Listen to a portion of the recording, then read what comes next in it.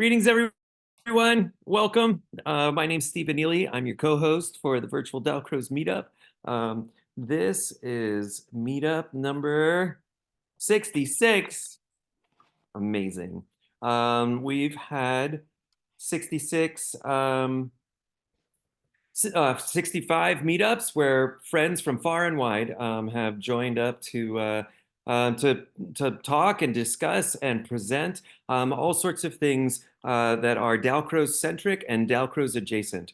And tonight is no exception to that. I'm here with my dear friend and colleague Veronica Bileski, um, and a really wonderful crowd of colleagues and friends near and far.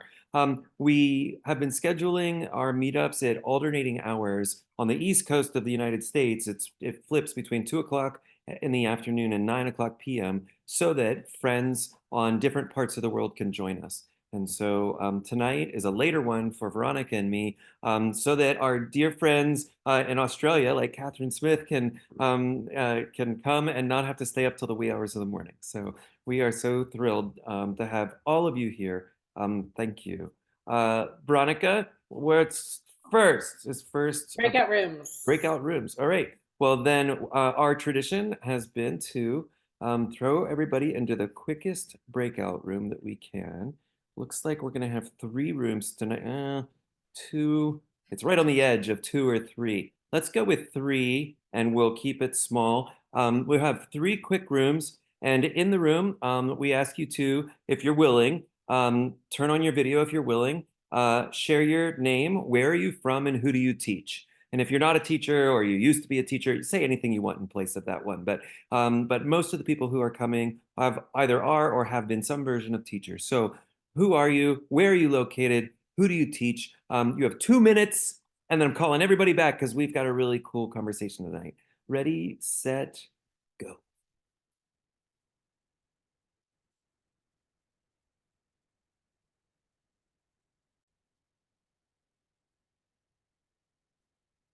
Right on, everyone. Welcome back. Um, we've got some announcements before we get to the main course of the night. Veronica, do you want to lead? Start that off. Yes, we are excited to see you at all the other meetups that we've got scheduled for the rest of the half year here. So that schedule is linked in the agenda. And then the first masterclass is with Arthur Samoas this Saturday or Sunday, depending on where you live. Um, I went to a class with Arthur last December here in person in Boston because he's in the Boston area for now. And it was really awesome. And my mind was a little bit blown by the just the like conception of rhythm that he brings from his jazz world, and now he's doing a class about Brazilian music as well. So I think it'll be a great class, and would love to do it with you all this weekend. So please sign up and join us for Arthur's class here on the East Coast of here in the States, it'll be on Saturday, and on the other side of the world, it'll be Sunday morning, I believe, is how that'll work. The second masterclass that's coming up after that is with Sylvie Morganegg from Switzerland. That'll be in March, the very beginning of March. And Sylvie is a monster, amazing Dalcrozian who taught at the Institut Jacques Dalcroze for many years and ran the diploma program for many years. And we are just really excited that we've been able to book her for the next master class. She is a very special teacher, and every time I've taken a class with her, I've just been blown away. So thrilled to work with her. So we're excited for that one. I'm going to introduce the next one as well. Right about the same time, actually, I guess starting on the same day as Sylvie's masterclass, Emma and Veronica are starting a short course. So that's a 6-class short course around Dalcroze entrepreneurship called Building a Community Program. Emma and Veronica have years of not-for-profit experience, years of starting new programs in new spaces where no one knows what a Eurythmics class is, no one has done music and movement sorts of interactions. And not only are versed in how you might start a community music and movement class, but also have for many years run private studios and hosted other teachers doing different kinds of classes. And so as we were talking, we just know that there are many people in places where they think, I know some stuff, but I don't quite know how to get it out into the world. And so I encourage them, and we discussed then, and I'm just thrilled that they've put together an agenda for this short course about entrepreneurship and community music. So I hope that everybody who has any inkling of maybe you too would want to either open your own business or open your own studio or just get a little class going in the church basement or maybe start a whole school.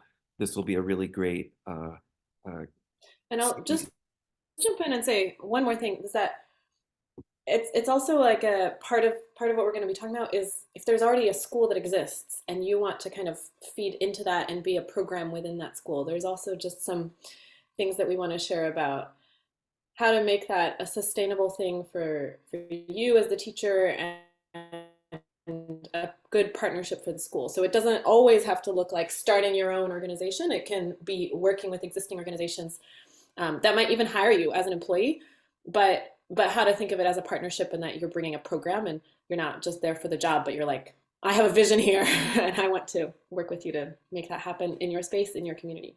excellent. I'm so glad that you added that. Thank you for filling us in. It's a really exciting opportunity, so I hope that everybody will consider jumping in on that.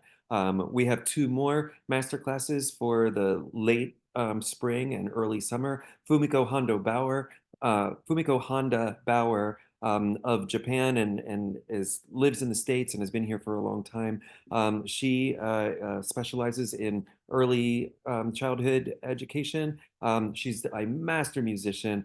She has her license from Carnegie Mellon from some years ago. She's an outstanding pianist and just a lovely person. And I'm really excited to introduce her to everyone. I think there's a good chance that a lot of this crowd wouldn't have met her yet, and she just has a lot to offer. So we're excited about her. And then we have a second person from Switzerland who's joining us for our last of the season. One of the newer diplomes in the world. Her name is Temay Janai Deveau, and Temay is just a really exciting person. And she hasn't quite settled on what her exact title of her course will be, but I know she does a lot of work with popular music and she's a dancer and she's just a very dynamic teacher. I got to work with her a little bit this last summer at the Congress, and I immediately needed to find her to say, you must come and do a workshop for us. So lots going on. I hand it back over to Veronica to introduce tonight. Thank you. A couple of months ago, we had a meetup where Catherine Smith just mentioned something offhand about how we're teaching children to know themselves through music. And Stephen latched onto that and said, we should have a meetup about this. And so we're so grateful that Catherine is willing to come here again and just share her thoughts. And Francoise also, we just thought, just knowing her, she would have some lovely thoughts for us to think about this idea of teaching children or teaching people to know themselves through music. So without further ado, I think I'll pass it on to Catherine and then Francoise, and then we'll have a discussion. Great, thank you. Well, thanks, Stephen and Veronica. It's really lovely to be here and also asked to speak. Excuse me. I love that you schedule these meetings so that people in the Southern Hemisphere can come, although I am often at work, which means I can't, even though it's 10 a.m. I'm teaching, so I'm not often able to be here, but it's our summer break at the moment, so it's really nice to be able to be here. So on the topic of teaching children or people to know themselves through music, I think this is something that was really drilled into me in my early, when I first kind of discovered Dalcroze, and in my early classes, particularly with Joan Pope, who many of you will know from Australia, Dr. Joan Pope.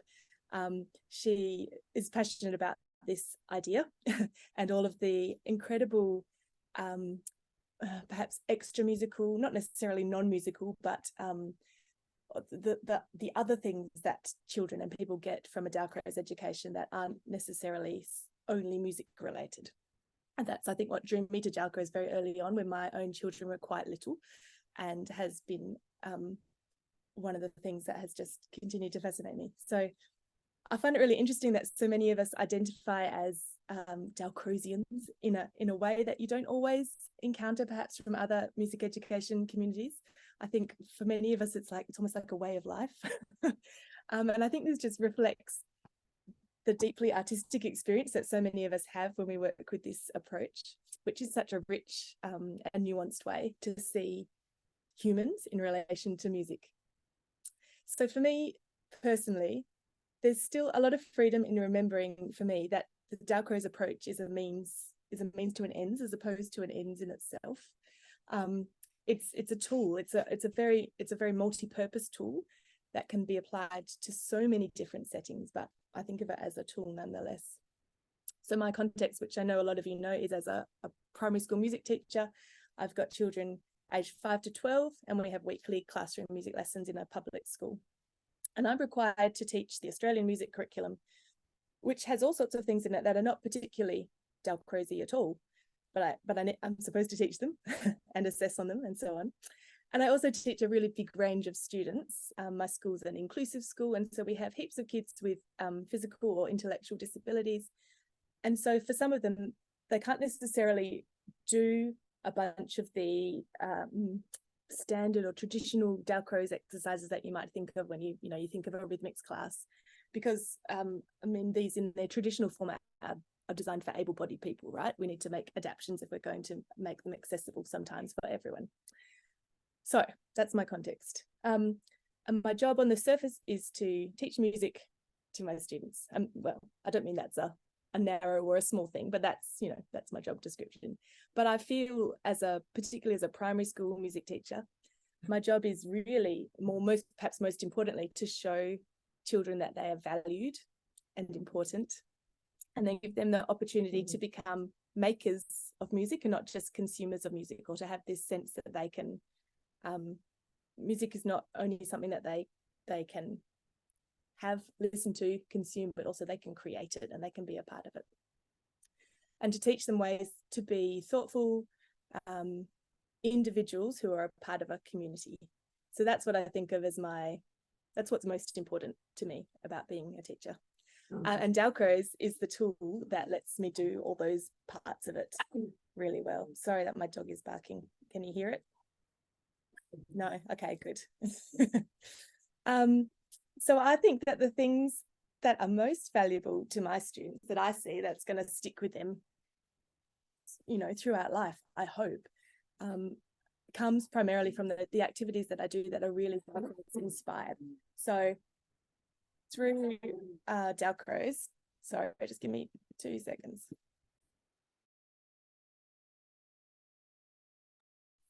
Calling him back up from the sun to get the dog. So through Dalcroze, I can see that my school children are learning to do things like make decisions, which is no small thing. Some kids don't have a lot of opportunity or a lot of agency to have choices a lot of the time. So decision making is super important. And then making creative or making musical decisions. They're learning to notice and observe their own body and notice and observe their surroundings. They're learning slowly to control their body. And I'm thinking about some of my little ones, 5, 6, 7-year-olds. They're learning to control their voice. They're learning to listen, really listen. And I know Francoise will have lots to say about that. They're learning to observe other people rather than, just jumping in with them. Things like making connections, problem solving alone, problem solving with a group, finding new ways to do things. One of the phrases that has always stuck with me that I heard in some of my first Dalcroze experiences was now find a new way. Now find another way. That's something that Joan says all the time. And I think that's just such a great attitude to have about life. You're very rarely, people with a certain degree of privilege, and I understand there are many who are not in this circumstance, but for many of us, there's often an alternative if we're willing to have flexibility in our thinking. So it's a wonderful thing to be able to start to teach children that from an early stage. And they're learning to make links between music and art and the real world, especially if you can bring in parts of nature, if you can bring in images, if you can bring in connections to art and connections to daily life through the activities that you do with music. I think I've already said they learn to be flexible in their thinking and to explore just for the sake of exploring.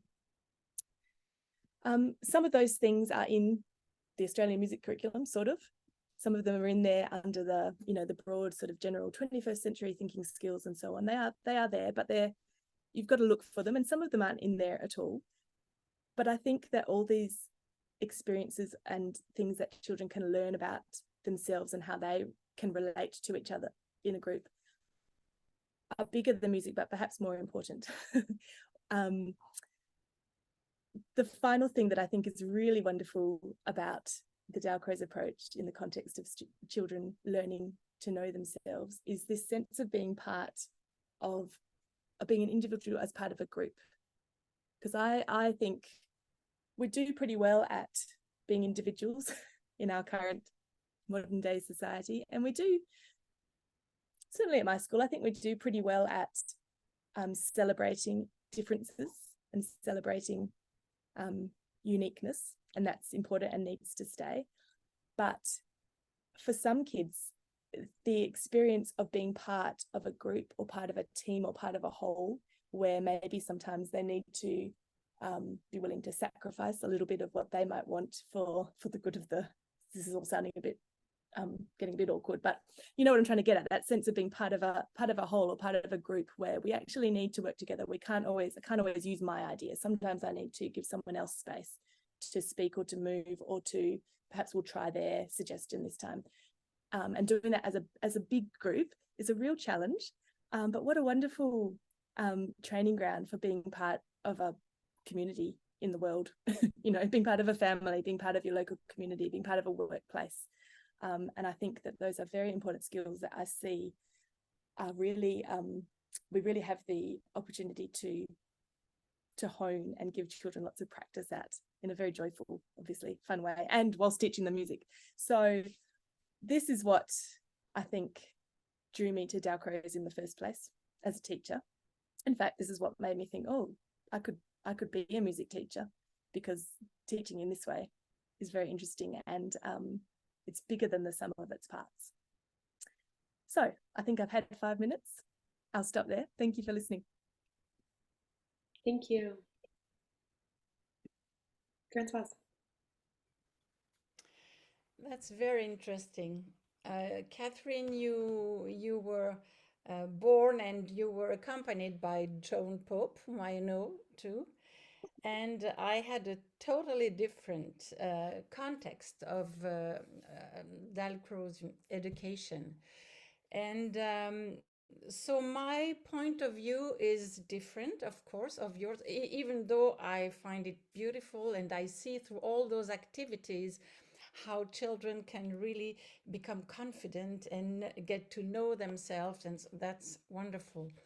When I think I'm teaching mostly adults, and I'm training teachers, so my angle, my point of view tonight is a little bit focused on another aspect of this knowing oneself. As a student, I must say that to get to know myself, I think that's the most important thing in life. It's more important even than to learn music, to me. And if I want to have access to myself, I need to feel confident. I need the context of the teaching to be something where I can really feel, oh, I can have my place there, and so on. So if I feel confident as a student, I can start to listen also to myself, to feel things, to make connections between what I feel myself and what I hear of what I'm learning. I can express myself. I can even express how I function inside, maybe. So I get to know myself really in a good way if I feel confident, and I can welcome myself and accept my strength as well as my fragilities or whatever is there. So that's the point of view to me as a student. So what can we do as a teacher to favorize, to give? You understand me? If you don't, please just raise your hand. Okay, so what can we do? I think there are several things. We can talk, we can set up a context where people feel confident so that there is no judgment.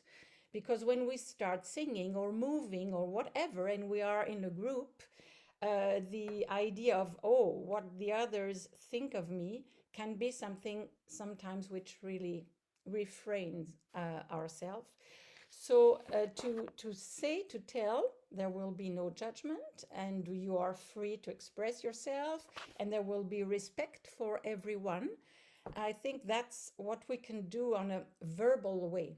But there are also lots of things which are non-verbal and which play, to me, I think, a very important role in how we can connect with our students and feel them, feel them. And so, because the resonance of who I am inside, it resonates outside of me, even though I'm not doing anything. I'm just here and people can feel, she's here, so I can allow myself to be here too. If the teacher feels good with, how should I say, his or her own limits and her own possibilities, that will also allow the students to feel, okay, I'm here to learn. I have my strength, but I have also some other difficulties. So it just gives space inside for everyone to start learning or teaching. If I feel well with myself, that will be fine. If I don't, if I don't like who I am, or if I'm judging myself, or if I'm preoccupied by, the syllabus, all that I have to do, the exams that are coming and all of that, and I'm preoccupied, I might not be as aware as I should of what's going on in the connection with my students. And so there is something like a distance that the student can feel right away, because there are so many things that we feel without talking about them. So what I'm trying to do when I teach is to give time to the people, to give time to experience things, because I see how, and I do that myself too, how sometimes we are rushed and we think I have to finish my program and I want to do this and that. And in the end, what remains? What is there? What could the people integrate of that? Maybe not so much. So there is something like a letting go inside sometimes, which will help also the students to feel space and freedom to connect, to feel, to think, to express, to, this kind of thing. I like to give time for the experiences. I need myself as a teacher not to have judgments inside of me about my students and, this kind of student, I know that. I already had one who had something like that, and putting my thoughts and my assessment, into a cupboard or somewhere and say, I know this kind of people. I know that.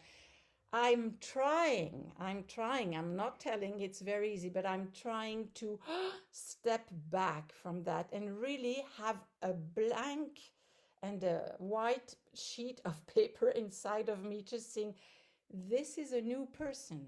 I don't know this person, and I'm not the one who can say exactly who this person is and how this person is functioning inside. So another point for me is also when I'm teaching, I'm asking quite a lot of questions also to my students. First, we take time to experience, and then I ask, how does it feel? Or I'm asking open questions, or sometimes, of course, is it a major or minor chord? Of course, this is also there. But I'm trying to let people connect by themselves to what I'm proposing. This is why, let's say, in ear training, I will do lots of things with osteophonie that I have been teaching for 30 years also, where you feel the sound.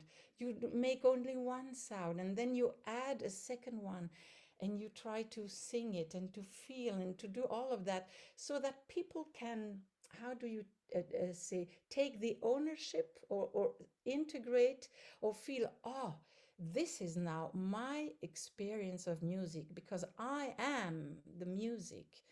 And this is a little bit the way that I'm trying to help people to know themselves as a person and then also, of course, as a musician. So it's always a balance inside of the teacher, I think, between being actively listening or telling something, proposing something to the people, and at the same time being very receptive to what comes to me. And I also need time and space to process what I'm feeling from the class that I have just in front of myself. So this is why sometimes I do exercises with the people which are good for me, which I think, oh, if they do it, it's going to be good for them too. Let's say we make sounds or we take time to do something. It helps me also process what's happening during my own lesson. So sometimes I dare to say, I think I need something, and then I propose it to the class. And if it's good for me, it's going to be good for them too, So this is kind of thing that I'm doing. I think that also to help our students get to know themselves, it's sometimes very challenging because we are also human beings and we are quite complex inside.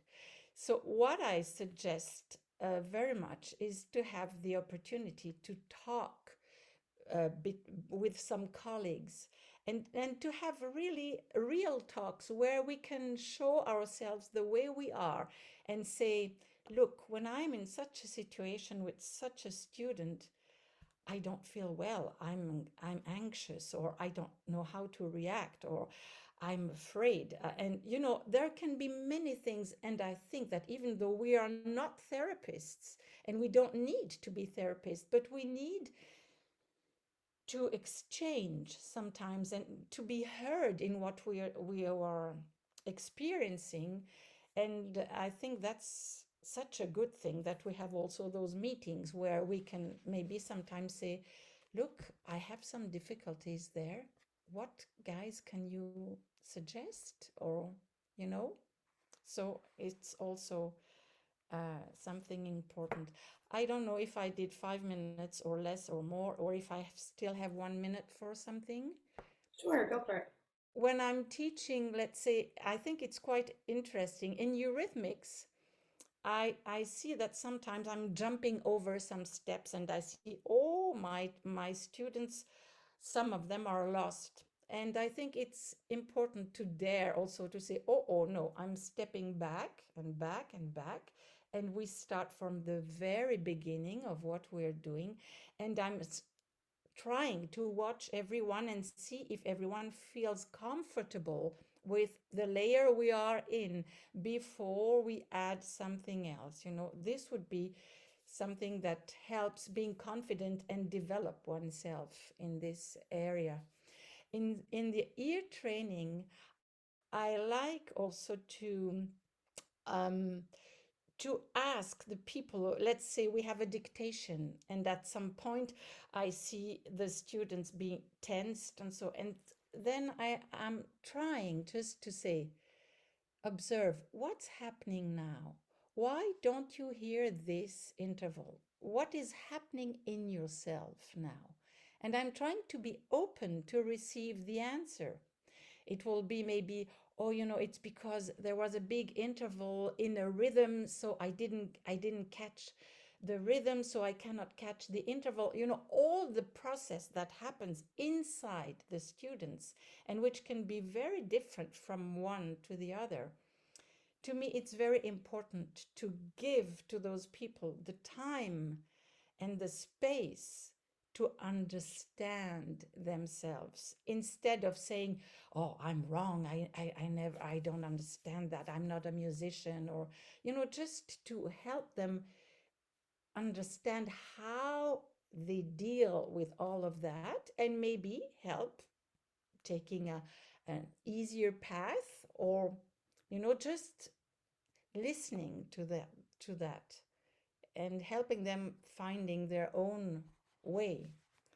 Okay, that would be something. And also in improv, I think that if you're confident, again, you can feel what is inside, and it will help you play something, express something, um, on the keyboard.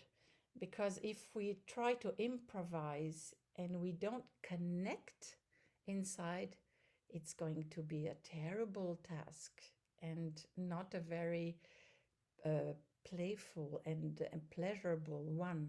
So I don't know if it's well, that's what Lovely. I wanted. Maybe if we can talk about it, I have more ideas when I hear people talk too. Okay. Thank you so much. Thank you, Catherine and Francoise. I love it. I'm so into this whole discussion. I really, really could talk about this for hours and hours. So we can reschedule this same meetup 20 more times and I won't get bored.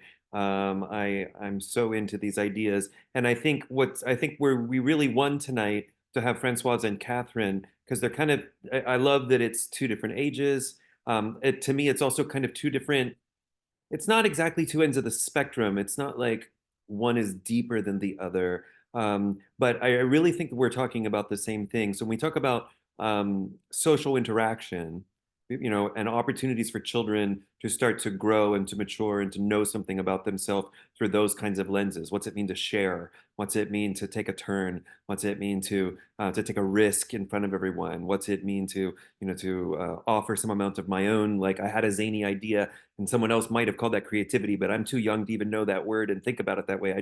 I had a thing, I thought I'd try it. Is really so much the same thing, I think, to some of what it is that Francoise is describing, ways of being present. How is it that we can actually be here, not distant from here? Another way we might talk about it, and I don't know actually if this is the right, this actually in many cases takes a lot more build up, but I'll just say the difference between embodied and disembodied is also another way that we might try to think of some of this. Like, what's it mean to be present, to actually be involved in the thing rather than just be in the room with the thing? My current teaching, the teaching of the week for me with my university students, which is somewhere between Francoise and Catherine's students, is again trying to get them thinking about the difference between music on the outside of them, music in the room, music in the world, music over there, and the music that they feel deeply inside themselves. And trying to just to point out to them that there's a difference is kind of eye-opening to these 20-year-olds. Like it isn't something that's often discussed, I don't think. I think everybody just we all just sort of act like there is music rather than the difference between the music that I'm a part of, that's somehow part of me, that I'm involved in, that I participate in, versus just sounds over there. And I think that this idea of inner and knowing oneself requires that you get a little bit on the inside. So those are my first ideas as well. I just think it's a really important set of ideas. And so who else in the room? I think any of us could keep on talking for a good hour about this. So I'll let someone else take a turn. Any of the things said tonight that makes anybody want to sort of chime in? Ask a question, make a statement. Marlene?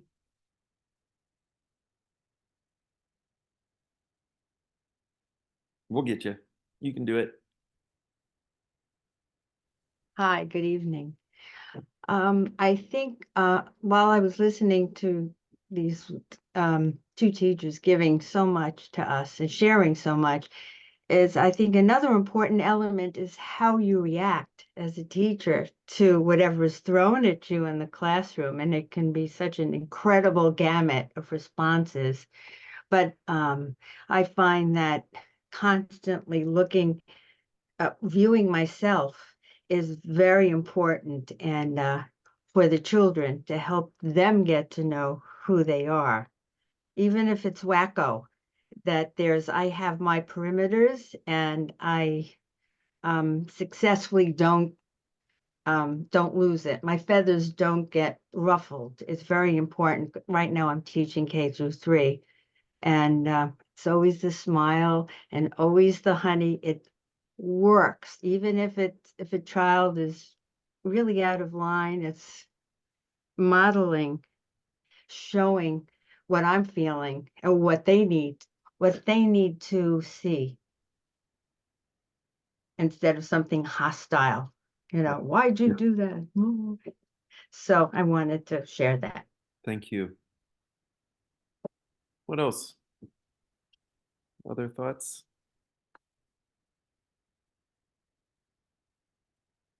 I had thoughts, but I lost them. That's okay. Francois? I just also wanted to just briefly say that. If I may add something to also what Marlene said, I think that as a teacher, we have this responsibility to keep the frame and to go and to not to let everything go in all kinds of directions. That's for sure. That's also the security that children need to feel. That the teacher is the leader also, and that they can feel secure because there are boundaries, clear boundaries, and all of that. It plays a big role. But as a teacher, I think that it's also important not to feel trapped into this role.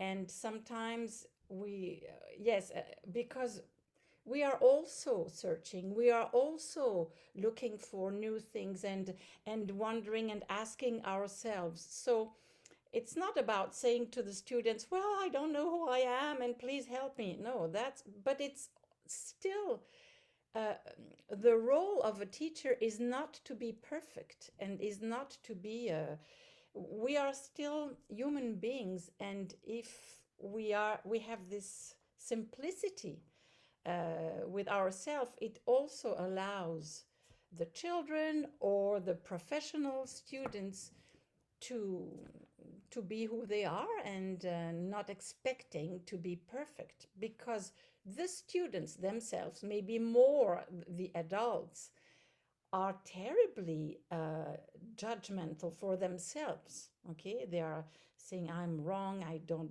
do that fine, and all of that. So to try to open up as much as possible is good.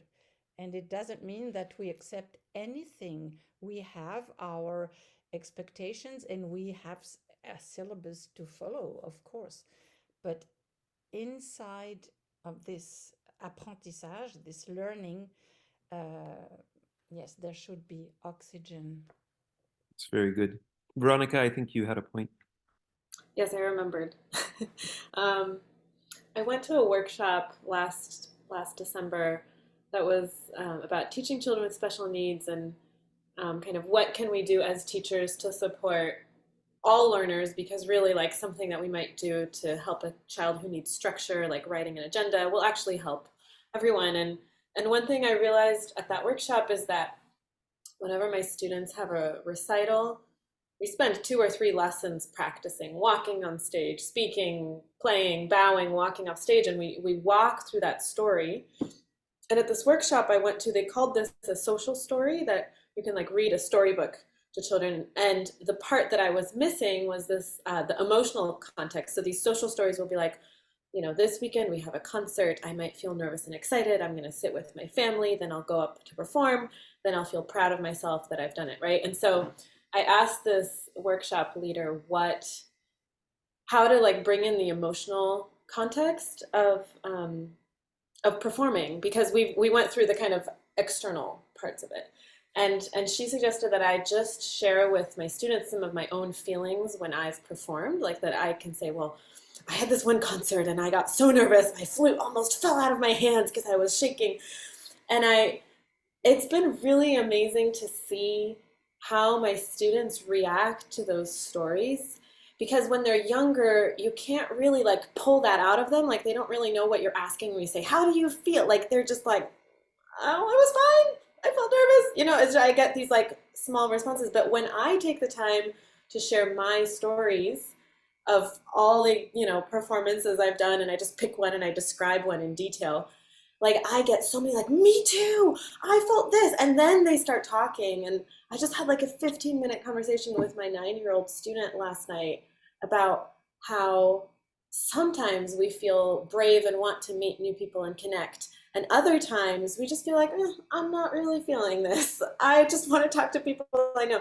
And like her ability to articulate that and to tell me, like, because I think I said something like, you never know how your body's going to react on stage. You just have to be ready for anything. Even if you always get shaky, there's going to be one day where you're not shaky and you just forget to breathe, right? And she was like, yeah, I never know how like I'm going to feel when I meet new people. And either I'll be wanting to connect with them or maybe I won't. And it was just like really cool how articulate she was and how it was like really clear to her. As soon as I gave her some words from my experience, it all of a sudden like opened up so many words for her to describe her own internal experience. And I've never had a conversation like that with her. I've known her for 3.5 years, and that was the first time. It was really cool.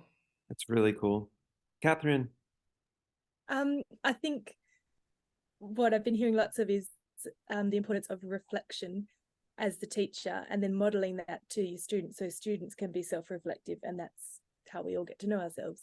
So Francoise was talking about that as herself as a teacher, and then how she works with her students. And Veronica, what you've been saying there is an example of how you've self-reflected on what was this like for me, and then helping your student to develop the vocabulary and giving them the space to be able to articulate or expand, perhaps even learn some new words about how can I express this thing that I'm feeling. I think it all starts with self-reflection, and that modeling is really important too. So good. So many of our routines, I think, the sorts of teaching that the Dalcroze traditions sort of offer us invite that kind of inward direction, rather than everybody just being told the answer or do the thing. There's quite often a prompt that's offered in the room, and everybody has to go searching for their version of the prompt, a way to entrain, a way to get in on the motion of the day or the riddle that needs to be solved. And I think the way that even though those exercises aren't explicitly about know yourself, you really can't find the answers until you look inside. So much of it is inside rather than external, on the outside. I wanted to share, it seems like we have an extra minute. I wanted to share this little quote that I've been carrying around with me the last 6 months. Can we all see? Yeah, you can see it.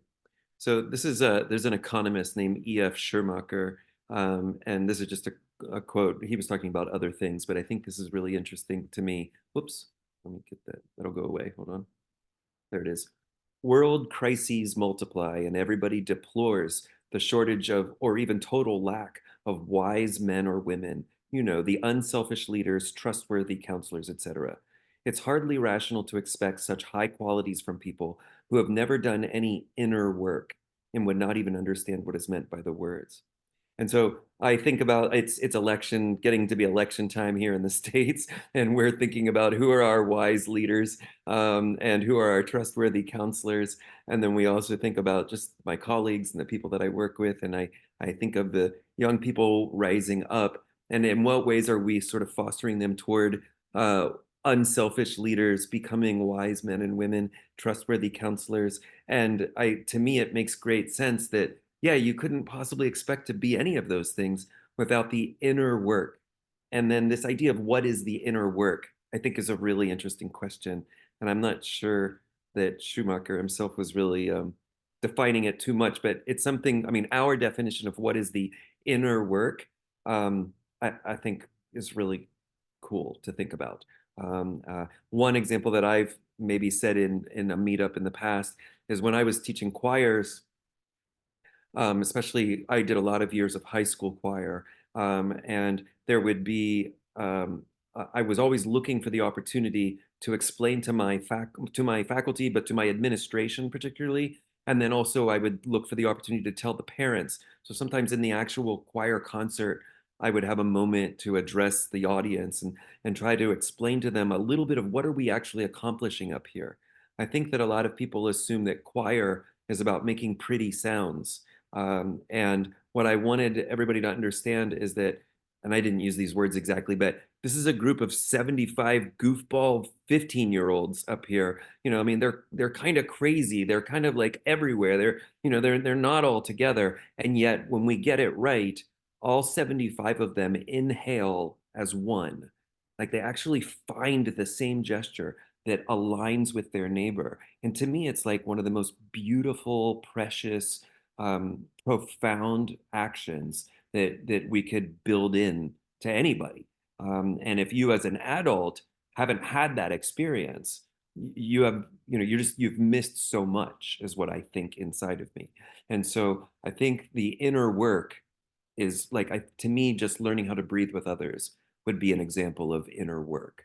And we've got 8 minutes here. I don't know if anybody wants to talk about something else, or maybe you want to help me make a list of examples of inner work. Grishan, and it's so good to see Well, you. yeah, great to see you all too. My primary training is as a Orff-Schulwerk movement music specialist, and I've studied at Carnegie Mellon in the summers. And I think to address what Catherine said, my experience of the Orff community is we're all really passionate too. We have this sense of, our solidarity as teachers, and we also embrace, of course, the Dalcroze way and community so much. I think to add to this list, as a movement person, just reflecting a movement that you see, either mirroring, copying it, or extracting something from someone else's movement and putting it in your own body.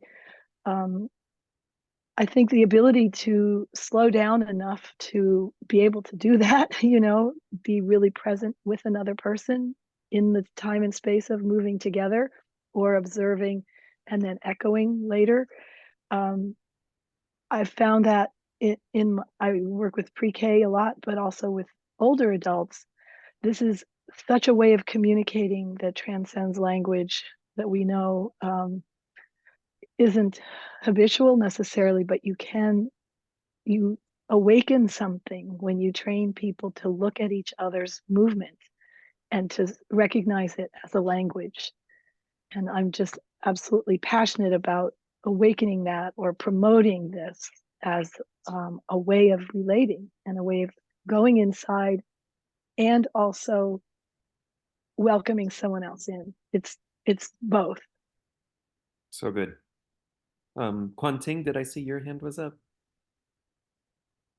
Yeah, I mean, I'm just want to share, like, thank you for the great presentation, because currently I feel a bit stuck and lonely here, and just because, like, I think my principal is hinting me like I have a curriculum I have to follow, but they are like, oh, when the kids play instrument, they are so happy, but I'm really trying to, like, do all about like connecting their body and minds and stuff, but I just feel sometimes it's a hard fight. I mean, I guess I need to find ways to kind of advocate for all those things, that what I'm doing in my room and what I'm trying to go for my student.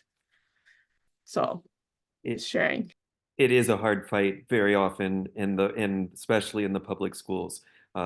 I was able to get my 75 students to breathe as one many times over the years, but man, did they torture me on the way to get there. It was not just an obvious, easy, of course, you're all just showing up because you like to sing. That was not always, I couldn't just assume that at all. I really had to sort of fight with them to get them to the point where they breathed as one. And then little by little, they would start to understand why they were in the room.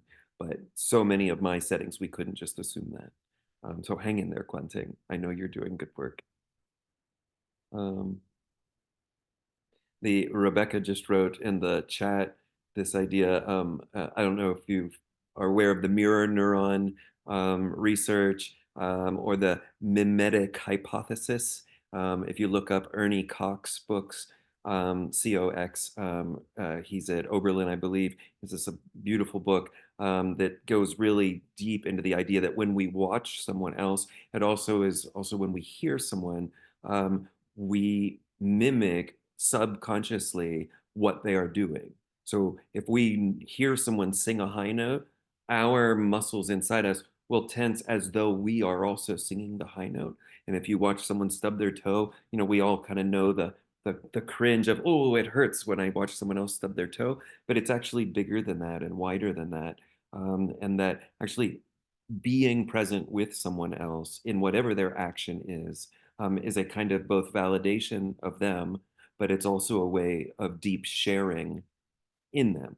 And so it really is sort of a foundational or rudimentary community building or sharing kind of action, and really doesn't need to be anything more than just witnessing.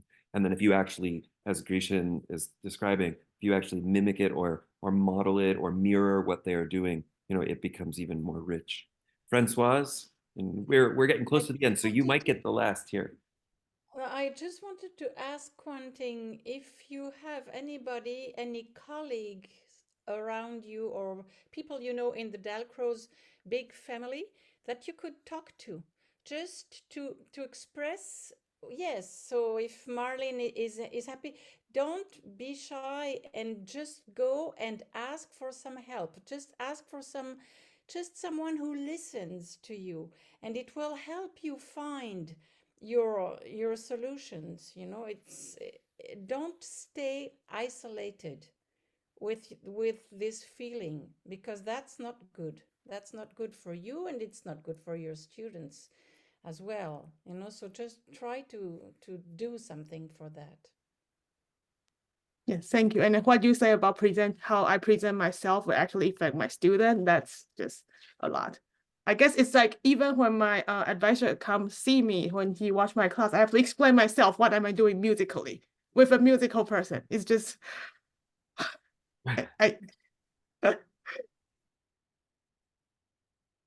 Yeah. I know. I tell musicians, like you can tell who's playing well without even hearing them. You can just see them, right? And so when you try to talk about the connection between music and movement, and then how it goes to an instrument, you can watch a video of a violinist, and if they're going like this, it's probably not going to sound good. And if it goes like that, there's probably a chance it'll sound better. So that's one of the things I say to musicians, that movement thing is obvious when you see someone who really plays. They're not like, this is a piano, there's something going on. And so we're we're before that in some cases, or we're supplementing, as Stephen, trying to put that in, and so every musician knows what I'm talking about. When you see a video of somebody that looks awful, you're like, oh, that's going to sound bad.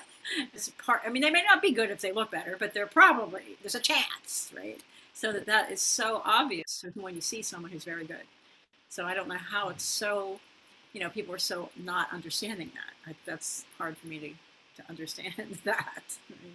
Well, we know that our routines, the Dalcroze routines, but it isn't just exclusively Dalcroze, as Gretchen's pointing out. We have really amazing colleagues in many of the traditional pedagogies in Orff and Kodály, and